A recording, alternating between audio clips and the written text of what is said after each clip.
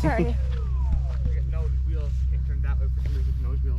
Nose wheel's not turning now? Not wheels. Nose wheel isn't straight. Oh, it's not straight. Yeah, that's a little bit better than it not turning all the way up.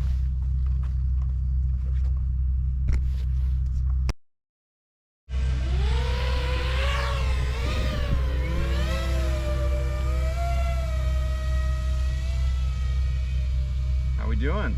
Good. Nice. It's like I'm in an airplane. You're in an airplane. Also, I was in acro. What mode were you in? Acro. I prefer to fly an acro, but I do fly wing.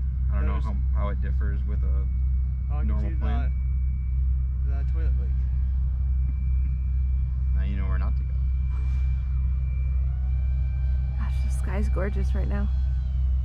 I can't see anything. You can't see anything? I just got all static? Yeah. Alright. No, because you're flying next to it, I don't know if it's anything out of range. No, 5.8 doesn't mess with 2.4. Can you see anything, Asher? I can see, but I can see. This went black when I went over the building, probably. Yeah, flying directly overhead isn't the best. I don't know what angle your antennas are at. Like, the video wasn't good. Do you have your height set up? Oh, Height, I don't have mine. I don't have a GPS altitude. on this. Your altitude, yes, sorry. Yeah, it's showing.